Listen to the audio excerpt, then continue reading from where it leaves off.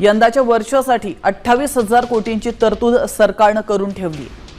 मुख्यमंत्री माझी लाडकी बहीण योजनेला आता 2 वर्ष पूर्ण झाली आहेत। लाभार्थ्यांच्या खात्यामध्ये जूनचा हप्ता जमा होणार आहे। ही योजना राज्यातील महिलांसाठी मोठा आधार ठरल्याची भावना महिला आणि बालविकास मंत्री आदिती तटकरे यांनी व्यक्त केलेली आहे। निकष न पाळल्याने तब्बल 81 लाख महिला अपात्र ठरल्यात। लाडक्या बहिणींसाठी ही खरं तर खुश खबरच म्हणावी लागेल। जो हप्ता आहे तो आता लाडक्या बहिणींच्या खात्यामध्ये लवकरच सरकारकडून जमा केला जाणार आहे। तर लाडक्या बहिणींसाठी एक आनंदाची बातमी आहे, कारण 2 आठवड्यामध्ये हप्ता मिळण्याचा अंदाज आहे। पुढल्या 2 आठवड्यामध्ये हप्ता मिळण्याचा अंदाज वर्तवला जातोय। ई-केवायसी केली नाही त्या महिला मात्र अपात्र होणार आहेत। ई-केवायसी करण्यासाठी 30 एप्रिलची अंतिम मुदतवाढ दिलेली गेली होती, त्यामुळे आता ज्यांनी केवायसी केलेली नाही त्या मात्र अपात्र होणार आहेत। काही भाऊ लाडक्या बहिणी झाले तर त्यांचं आम्हाला बंद करावं लागलं। असंच जे नियमात आहेत, केवायसी केलं आणि नियमात आहेत, एकही हप्ता त्यांचा थकवलेला नाही। दर महिन्याला नियमित आपण त्यांना पैसे देतो आहोत। लाडक्या बहिणींना पैसे मिळत नाहीयेत असा आरोप यावेळेस केला गेला। 81 लाख महिलांना पैसे मिळत। याही संदर्भात मी वारंवार स्पष्ट केलेलं आहे की अनेक वेळा संधी देऊन ज्यांनी केवायसी केलं नाही याचा अर्थ कुठल्या तरी एका नियमात ते बसत नाहीये। जसं आमच्या लक्षात आलं की 10 लाख लाभार्थी असे आहेत की जे इन्कम टॅक्सच्या लिमिटच्या बाहेर आहेत, 2.5 लाखाच्या वर ज्यांचं त्या ठिकाणी उत्पन्न आहे। आपण काही अटी शर्ती ठेवून ही योजना लावली होती, ज्यात 2.5 लाखाच्या आत उत्पन्न पाहिजे, एका घरामध्ये 2च महिलांना हे घेता येईल, अशा ज्या अटी शर्ती आपण लावल्या होत्या। आता आपण सगळा डेटा कलेक्ट करतो। तो डेटा कलेक्ट केल्यानंतर जसं इन्कम टॅक्स विभागाचा डेटा आला तर त्यात आपल्याला लक्षात आलं की कोण कोण इन्कम टॅक्स पेई आहे पण तरी लाडकी बहीण घेतली आहे। आरटीओचा डेटा घेतला तर लक्षात आलं कोणाकडे 4 व्हीलर आहे पण तरीही त्या ठिकाणी त्यांनी बेनिफिट घेतलेला आहे। रेशन कार्डाचा डेटा घेतला तर लक्षात आलं की एकेका घरामध्ये 6-6, 7-7 लोकांनी समजा घेतलं असेल तर 2चा नियम आहे।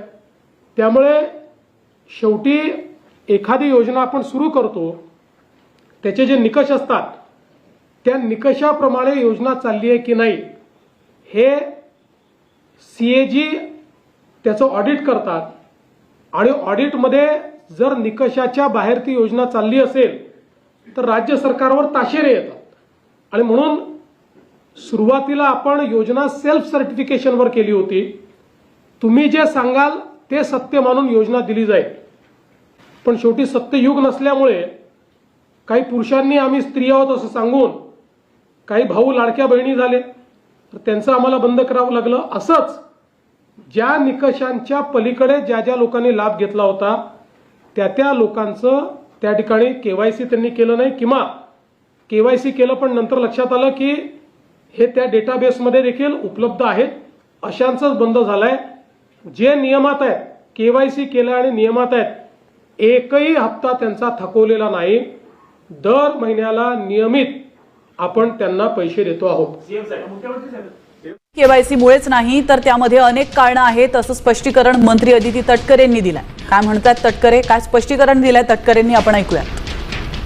काही आमच्याकडे ज्या लाभार्थी महिला आहेत यांनी विनंती केलेली आहे की त्यांनी ई-केवायसी करून सुद्धा त्यांना लाभ हा बंद झालेला आहे। आम्ही त्याची फेर तपासणी करत आहोत जेणेकरून कुठलीही महिला जिने ई-केवायसी केलेली असेल ती लाभापासून वंचित राहता कामा नये। योजनेमध्ये काही अर्ज जे आहेत ते बाद झालेले पाहायला मिळतात, जवळपास त्याची संख्या आहे। अर्ज बाद झालेले नाही आहेत। खरं तर महायुतीची एक सर्वात महत्त्वाकांक्षी योजना म्हणजे मुख्यमंत्री माझी लाडकी बहीण योजना आहे। याची ई-केवायसीची प्रक्रिया ही साधारणपणे गेल्या वर्षी ऑगस्ट महिन्यामध्ये सुरू झाली होती आणि त्याला पहिल्या सुरुवातीच्या ह्याच्यामध्ये जवळपास 3 महिन्याचा कालावधी देण्यात आला होता। मग वाढवून आणखीन 2 महिने दिला, आणखीन 2 महिने त्याच्यामध्ये वाढ झाली आणि असा 8-10 महिन्यांचा कालावधी हा ई-केवायसीसाठी दिला होता। आणि ही ई-केवायसी प्रक्रिया ही फक्त ह्या लाडकी बहीण योजनेमध्ये नाही आहे, तर ज्या ज्या राज्याच्या डायरेक्ट बँक ट्रान्सफरच्या योजना आहेत म्हणजे DBTच्या योजना आहेत ह्या सगळ्यांमध्ये ई-केवायसी प्रक्रिया केली जात असते। आणि हा जो 80 लाखाचा आकडा आहे हा फक्त ई-केवायसीचा नाही, यात ई-केवायसीचे काही महिला असतील ज्यांनी ई-केवायसी केलेली नसेल इतक्या मुदतीत सुद्धा तेही आहेत। काही आम्हाला गेल्या 10-10.5 महिन्यापासून आम्ही एक IT विभागाचा म्हणजे इन्कम टॅक्सचा आम्ही जो आकडा, ज्यांचं उत्पन्न 2.5 लाखापेक्षा जास्ती आहे, हा डेटा जो आहे हा आम्ही त्या ठिकाणी मागवलेला होता. त्याला साधारणपणे 10-11 महिन्याचा कालावधी गेला. तर त्या जवळपास एक 11, 11.5, 12 लाख हा तो डेटा याच्यामध्ये 80 लाखामध्ये समावेश आहे.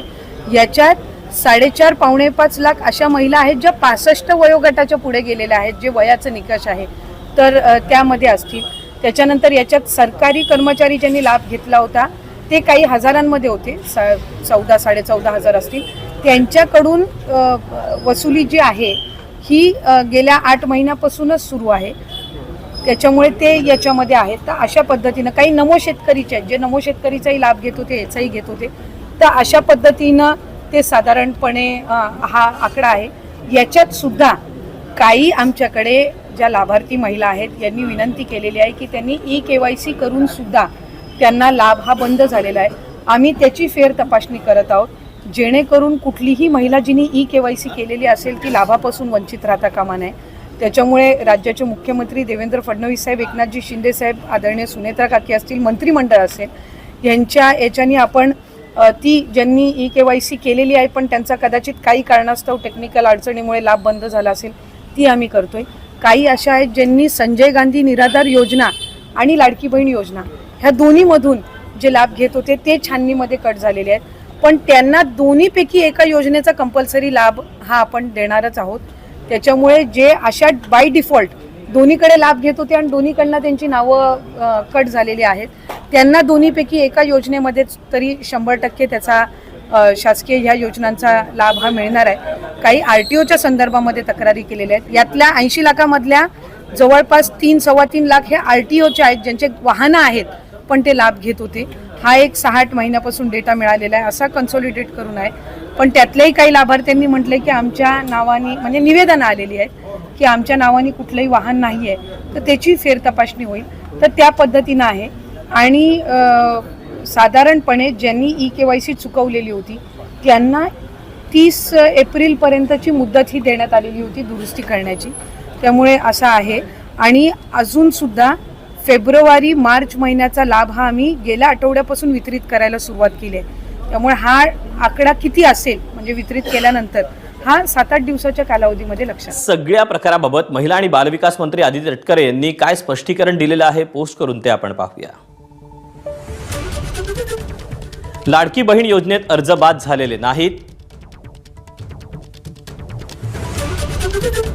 80 लाखांचा आकडा आहे तो EKYCचा नाही. यात EKYC केलेली नसेल त्या महिला असतील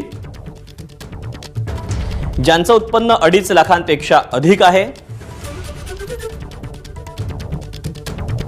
त्या 11.5-12 लाख महिलांचा 80 लाखात समावेश आहे. ज्यांचं वय 65 वर्षांपेक्षा अधिक अशा 5 लाख महिला आहेत, असं स्पष्टीकरण मंत्री आदिती तटकरे यांनी दिले. लाडकी बहीण योजनेचा तुमचा मे महिन्याचा हप्ता जमा झालाय की नाही, काही लाडक्या बहिणींचा जमा झालेला कसा चेक करायचा, तर लाडकी बहीण योजनेच्या वेबसाईटवरती तो स्टेटस देखील अपडेट या ठिकाणी केला जातो. लाडकी बहीण .महाराष्ट्र.gov.in वरती आतापर्यंत तुम्हाला किती हप्त्याचे पैसे भेटलेले आहेत, तुम्हाला तुमचं युजर नेम पासवर्ड टाकून लॉग इन करून देखील तुम्हाला तिथं माहिती तुमची पाहता येते. तर मे महिन्याचा हप्ता, त्याच्या मागच्या महिन्याचीही हप्ते जे आहे त्या ठिकाणी भरपूर साऱ्या लाडक्या बहिणींना, मार्च असेल, एप्रिल असेल, हे देखील काही लाडक्या बहिणींना अजून भेटणं बाकी आहे. बऱ्याचशा लाडक्या बहिणी पात्र असूनही काही लाडक्या बहिणींचे पैसे जमा होताना दिसत नाहीत. तर त्यासाठी तुम्ही विभागाशी संपर्क देखील करू शकतात. तुम्ही खरोखर पात्र असाल तर तुमचे पैसे मिळण्यास अडचण येणार नाही. तर तुमचा जून महिन्याचा हप्ता जो आहे या ठिकाणी लवकरच वाटप केला जाऊ शकतो. जुलै महिन्याच्या पहिल्या किंवा दुसऱ्या आठवड्यात देखील हे पैसे मग जमा होऊ शकतात. कारण की मागं जर आपण बघितलं, प्रत्येक महिन्याचा हप्ता जो आहे त्या महिन्यामध्ये न भेटता पुढच्या महिन्याच्या पहिल्या किंवा दुसऱ्या आठवड्यात भेटतो. आणि त्याचा अगोदर GR म्हणजे त्याचा निधी जो आहे प्रत्येक महिन्याचा लाभ देण्यासाठीचा मंजूर केला जातो. त्याचा GR आल्यानंतर या ठिकाणी 8 दिवसामध्ये ही प्रक्रिया जी आहे ती सुरू केली जात आहे. जसंच की आपण बघितलं, मागचा मे महिन्याचाच हप्ता जवळपास जून महिन्याच्या 15 तारखेला त्याचं वाटप चालू झालं होतं आणि पुढचे 3 ते 4 दिवस म्हणजे 20 तारखेपर्यंत याचं वाटप जे आहे ते सुरू राहिलेलं होतं. तुमचे पैसे काल परवा देखील या ठिकाणी कुणाकुणाला आलेले असतील कमेंट बॉक्समध्ये कमेंट करून सर्वांनी नक्की सांगा.